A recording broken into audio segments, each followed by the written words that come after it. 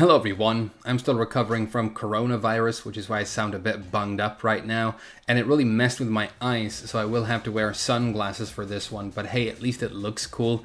Just ask Harada. Speaking of him, we had some major reveals for Tekken this weekend. We all knew something was going to happen at EVO, and it's happened now. I did a poll on my stream yesterday asking people what they thought it was going to be. Some people thought it was going to be updates for Tekken 7. Some people thought it was going to be a teaser for Tekken 8. Turns out it was both of those things, which is really exciting. It's basically the best possible reveal we could have had. And I think I speak for all of us when I say thank you, Namco. And we're sorry. You were obviously on the ball all along. If anything, Leroy was my fault, and I can't wait to pre-order Tekken 8. I wonder if it's going to come with a free bath mat. But the really interesting part of this trailer for me was not the Tekken 8 teaser, because that was just basically Kazuya's stupid face, kind of what you would expect from a tiny teaser like that. But with these balance updates, we have some really interesting changes. We even have a completely new wall mechanic that's going to make its way to the game. Not something I was expecting at all. So I want to have a look at the balance changes that we've seen already, break them down a little bit, and provide some analysis. Let's have a look at them together. First one's going to pop up right here. Okay, so this is Lars. I think it makes sense to start with him because he's a character who needs balance adjusting. Really interesting thing to notice about this trailer is that with all the balance changes that they show, they are showing characters that are currently considered really quite weak in the game and that are sort of underused. So I think what they are trying to do with this trailer is say, we want to focus on making weak characters better, which is a great idea. It's not as necessary as making strong characters weaker, but it's easier to sell, you know. It's the logical way of approaching balance changes to the game at this point. And we don't see all the weak characters. We don't know what's going to be happening with, Gigas and the gang. But if you're playing a character that is currently considered kind of underpowered, I think you can expect good things from this update. But the first thing we're seeing right here is Lars's back 1+2, which is a move that he's had for a long time, and it doesn't do anything, and it's basically had no use. It's a homing mid spin move with crush properties, which might sound good, but then it's punishable and it doesn't really do much. So it didn't have an area of application, but it is like a, unique, famous Lars animation. It even makes a brief appearance in his rage art animation, so it should do something. And I think approaching balance changes like that, finding these moves that currently don't really have an area of application at all and trying to find a way to make them more useful, I think that's a pretty good way of doing it. So this move has now been turned into a normal hit launcher, as you can tell right there, and Lars is going to love this. It's going to turn into really quite a scumbaggy move. Lars already has that panic move with the lightning screw up forward 3, but now he has this. This is going to crush, it's going to be mid, it's going to be homing, and it's going to launch on normal hit, right? It's potentially a pretty big deal. Move is obviously still going to be punishable. I don't think they're going to make it launch punishable because then again it just becomes, not a very useful button.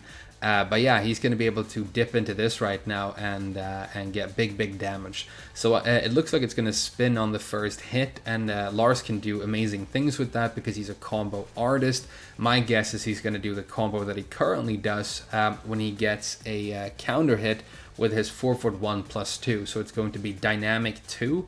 And then he's going to go into the standard combo that he does right now, except that he has to end it instead of doing a Hurricane X for the spin at the end. And on a stage this size, it's going to be enough to carry to the wall, I think, and he's going to get massive damage. Even if he doesn't get the wall, this is going to be easily 70 and up, I think. So powerful new launcher for Lars. Really cool. Can't wait to use it. Let's look at the next one. Right, so this is something that Namco unfortunately do when they do balance update trailers. If you go and look at my reactions to the older ones, it's been a long time since we had one, but they like to cut really quick. If they want to show a new move, they cut before the move has started and they cut away before it's ended, so you don't get a good sense of, impact frames, recovery frames, things like that. But this is Eddie, with down 4-3 or down 3-4. I think it's down 4-3. It's the low string that you see from him a lot already. It's non-natural currently, but now the second hit right here is going to provide a knockdown, which it currently doesn't do. And it looks like he's going to get guaranteed damage on the ground after that. You can see that in this trailer, he follows up with, I think, 443 plus 4, and he gets a big guaranteed hit after this. So cool change to Eddie. And again, Eddie is a character that is considered weak by a lot of people and probably in need of some powerful changes. I think this string is already pretty useful in the game as it is right now. So yeah, interesting. But you know, we need to know what's going to happen with the rest of the string. You know, are they going to change the frame data? Are they going to change, you know, whether or not it's natural? Counterhit properties. You know, we need to know all those things before we can really know whether or not this is going to be really good. It's not as easy to understand as, you know, Lars's back 1+2 is now a launcher.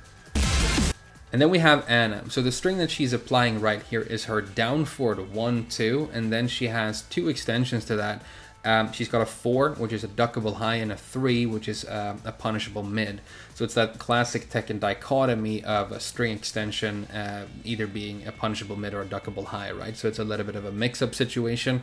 But now they've turned the knockdown mid that she previously used, I mean, mainly to get wall splats and, you know, being cheeky at the wall, into a big normal hit launcher.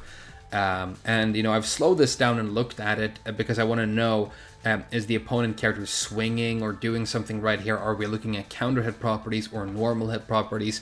But they deliberately show Nina ducking right here, anticipating the duckable high. So they want to show that it's a mix-up situation. The opponent ducks, and when this mid connects, it launches. So this is a normal hit launcher that launches crouchers. And it's powerful, yeah, and it makes sense. It's not going to break the character or anything. I think it can make sense. Excuse me. And it's a nice, high, healthy launch. If she's going to be able to get CD1 in after this, then she's going to get really, really big damage off of it too. But it's interesting how Anna is just this constant 50-50 machine, you know. She doesn't really want to do anything else but just, you know, make you guess and flip a coin literally all the time. It seems to be the you know, arcing design philosophy of this character and a couple of others. And they're sort of hammering it home with the changes to this string right here. Alright, you know, this has me excited. This is the only character they've shown changes for that I, you know, play a lot and really deeply love. So this looks like Miguel's Savage up forward 3 has become a counter hit launcher now, which feels like it makes a lot of sense. Remember how I said how I like when they take moves that don't really have an area of application and give them one? Well, the thing with Miguel's Savage up forward 3 is that it used to be the go-to mix-up mid from Savage stance, but then the last time they buffed Miguel, they buffed his Savage 2, basically making it the preferred mid from the stance, meaning that this move lost, you know, its role a little bit. But turning it into a counter hit launcher is interesting because a really fast counter hit mid launcher is not something I think Miguel really has from the stance right now. You can set this move up to be completely uninterruptible. That's why it worked for a mix-up mid. So if you now use this instead of the Savage 2 for your mix-up mid, it's still powerful, it's still knockdown, it still really works in that row. Presumably it's still going to be safe on block. That's crucial. I really hope it's still safe on block, otherwise it doesn't work. But I'm going to assume that it will be. And then whenever the opponent tries to challenge Savage in that situation and swing into it, then you know, you lose a little bit of damage compared to the Savage 2, but you stand to gain this massive counter hit launch instead, which could be really cool. And I would love for them to change the properties of this move a little bit to where it hits more consistent in wall combos on small characters, because a lot of Miguel players like to use it on smalls for a wall combo, but it's inconsistent. And I think it could use some hitbox changes as well. But really exciting change for Miguel. Can't wait to try this out. I hope it's not all he gets. But then again, I was thinking, like, what would I do to Miguel at this point to make him better? I'm honestly kind of happy with where he's at right now. So this is just icing on the cake for me. Alright, check this out. This is Jack down forward 1-1. Second hit turned into counter hit launcher right here. I mean, presumably counter hit launcher, right? But again, I've looked at it and I'm pretty sure that Fuck 'em Lum is swinging here. which is cool. Now you can make them respect the first hit of his down forward one more, which is good because it's a really nice, big, long hitbox poke for Jack. He can already turn the first hit into a counter hit launcher, kind of with the machine punches string that he has, and you get a sort of low damage combo off of that. But now we can get this big thing right here, and presumably he's going to run in after this. He's going to do the standing forward 4 and potentially get a nice big healthy combo. So really nice for Jack. Doesn't feel like a super major change, but it could be. I'm not experienced enough with this character to tell. This is a weird one. So the move we're looking at right here is Lily's 4-1. It's a 12 frame high that she currently uses as a pickup tool for combos. Some launches, this is like the only thing that hits fast and low enough for her to pick up and do some combos. Again, I've slowed it down, and Oscar is doing a while standing move when this connects. So this is counter hitting right here. And then Lily counter hits with this 12 frame high. And then she picks up with down 4-2, and it turns it into a full combo. The way it floats is a little bit wonky. It looks kind of like when you hit an opponent with a cross chop get up on some characters, and you can get a guaranteed float with a jab. For example, with Miguel, it looks kind of like that sort of a float. So I don't know what's going to be going on with the scaling right here. Is it going to be 100% full damage, and how easy is it going to be to counter hit confirm?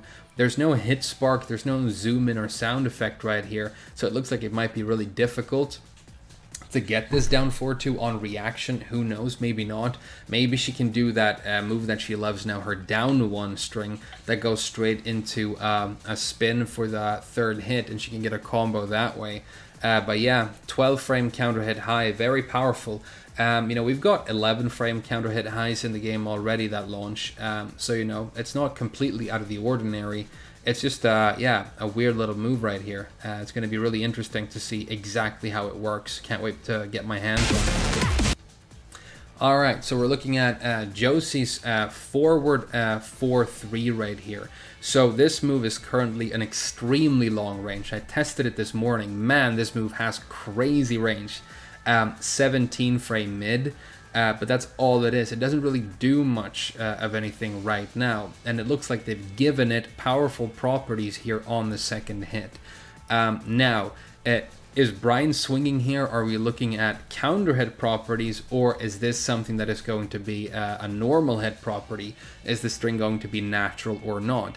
I don't know, but if the string is natural and this is a normal hit property, then it turns this into an extremely long range and very powerful whiff punishing tool for Josie.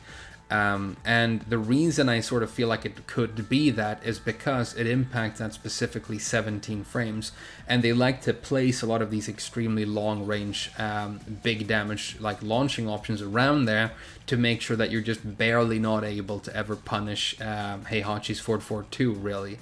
It seems like a deliberate sort of choice that they've gone with. But you can see the knockdown right here, whether it is, a counter hit property that they've just given to the second hit. It currently doesn't have a counter hit property, by the way. The second hit currently does nothing on counter hit at all. It could still be really quite good, and it could make this just a good long range poke string for Josie. You could use this, when people are trying to get in on you, you can harass them from afar.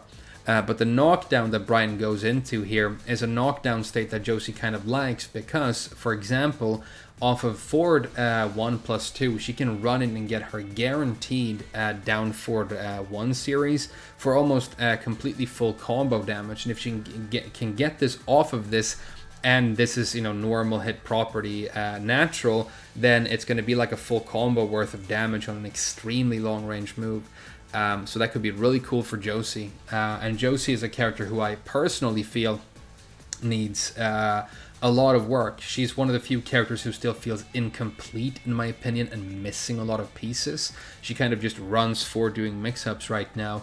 And for some reason, on my stream and on my channel, I've ended up with a huge community of Josie enjoyers. And so, I gotta have their back and say that I'm excited to see changes to this character. I want her developed more because, She deserves it, and she's a character that I wouldn't mind to see carry forward into future versions of the game either. Currently, she feels like she's underdeveloped, in my opinion. Okay, and this is a change that I've felt coming for years. I just wanted this to happen really bad. If you look at my second to last stream, I think I say that this move right here from Yoshimitsu is one of the few moves he has that is genuinely good. I think Yoshi is one of the worst characters in this game. I think I placed him at the very bottom in my shitty character tier list, along with Katarina. And this move is now going to be a full-on counter hit launcher, which it feels like it always should have been. But that makes it a very, very good counter hit launcher, because it's already a great sort of knockdown mid, right? You can use it for Oki, it's got massive range. This move is fantastic already, so giving it this powerful property is really, really great. So yeah, I hope, I mean, the change in my opinion that Yoshi needs more than anything is he needs his combos looked at. He needs like a fat sparking spin move somewhere in there that makes sense. All the quarter circle stuff that he's doing right now, all the really awkward stuff he has to do for combos, and he still doesn't get full damage. I think it's shitty, and it's time that he gets something else here. So I hope it's not the only change for him, but this is a really cool move, a powerful move, and it's going to make a big difference. I think that's the final balance adjustment for characters.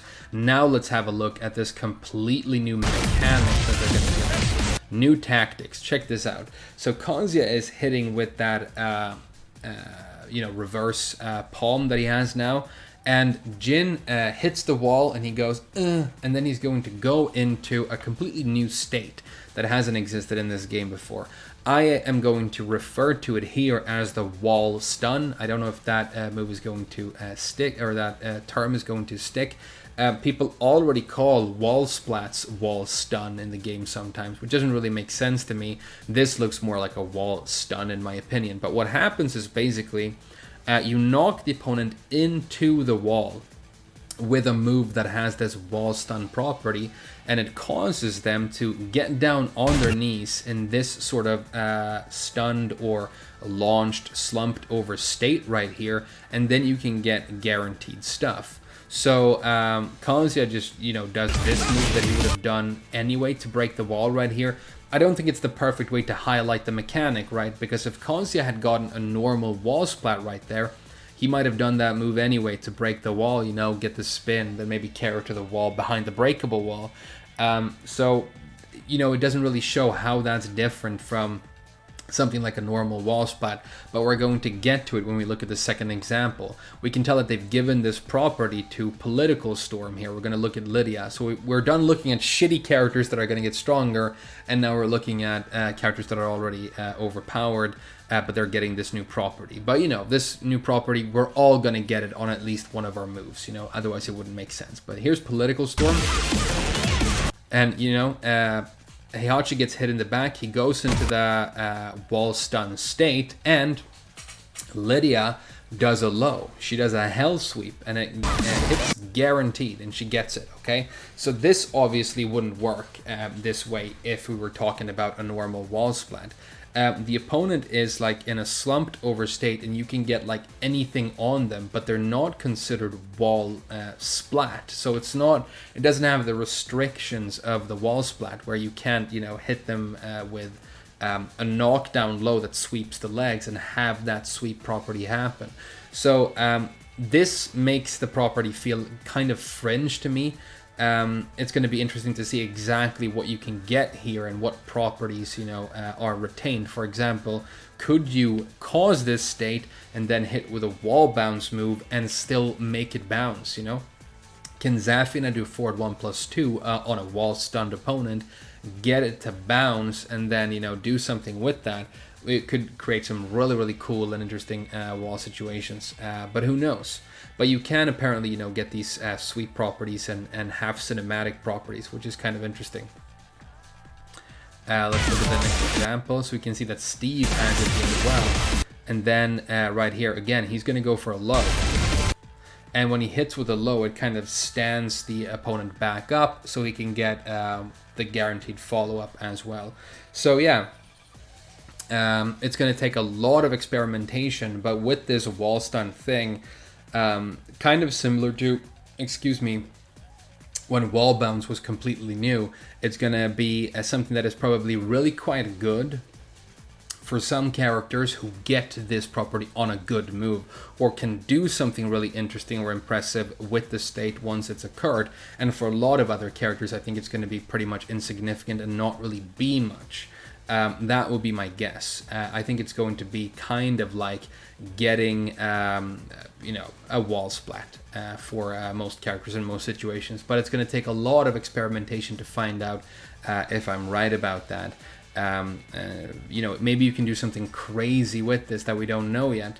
But if there was something like super important that you could do after this wall stun happens, I think like they would have shown something in this trailer. The most unique and interesting thing we saw is the fact that you can connect guaranteed with lows right there. But think about it right now.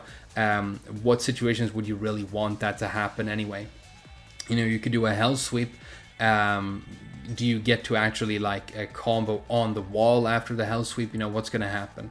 Can you sidewalk after this state happens and maybe start some sort of weird combo on the side and carry to a different place? It's just really difficult to tell at this point, but just pray that your character is one of the characters that gets one of these moves that really works. And maybe they put the property on a move that isn't currently wall splatting, and you get a completely new wall splatting tool at least. So that could be really interesting, yeah. And then I think for the rest of the trailer, it's just a bunch of pictures of esports, people enjoying esports, and getting hype over esports, and buying and consuming esports. But the update is going to come out August 17th, which is this month, which is great news. So as soon as all of this is in the game, obviously I'm going to do my usual thing where I don't sleep and explore everything and do breakdown videos on all of it. So stick around for that. That's going to be a lot of fun. I love making videos like that, and I love having updates to this game. Because it needs them.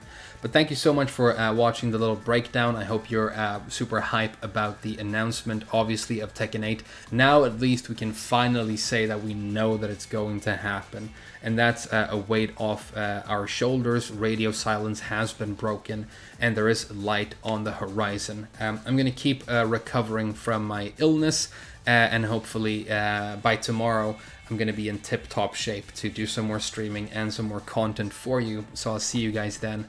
But again, thank you very much, and I'll see you guys again very soon.